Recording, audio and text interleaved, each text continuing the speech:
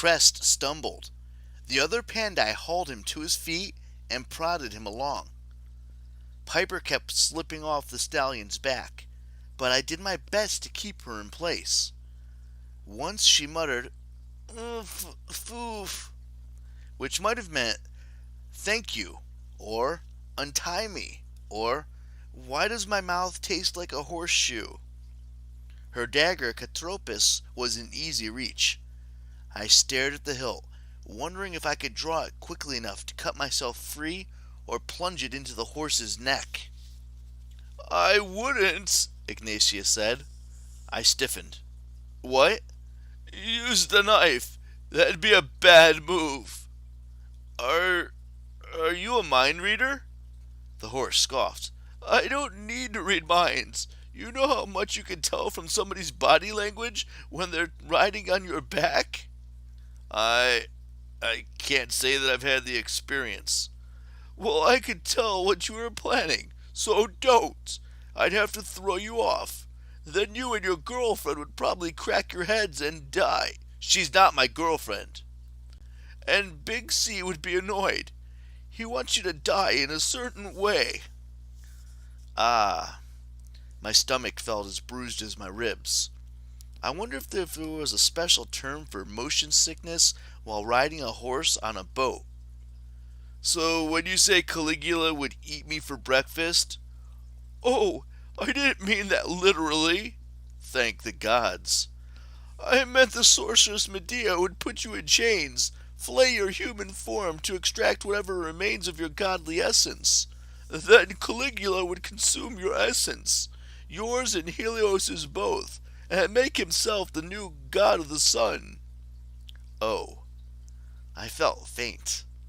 I assumed I still had some godly essence inside me, some tiny spark of my former awesomeness that allowed me to remember who I was and what I had once been capable of. I didn't want those last vestiges of divinity taken away, especially if the process involved flaying.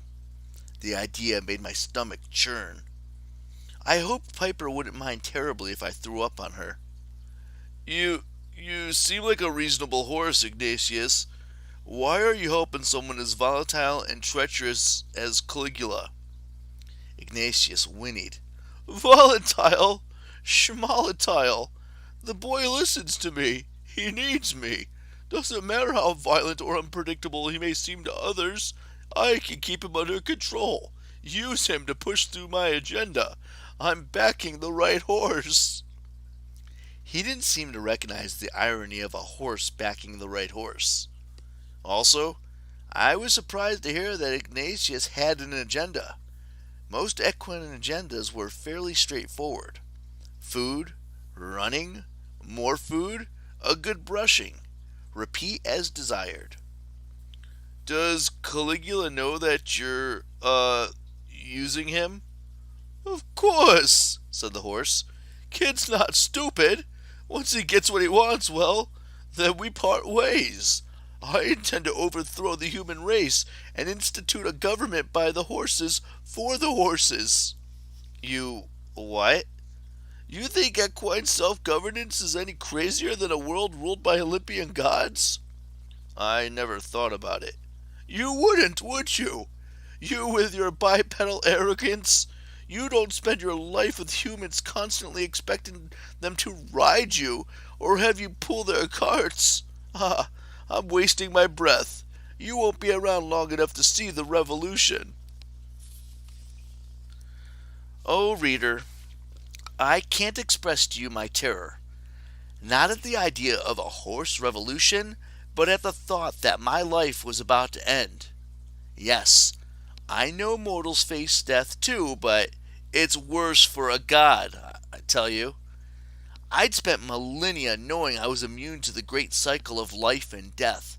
Then suddenly I find out, lol, not so much. I was going to be flayed and consumed by a man who took his cues from a militant talking horse.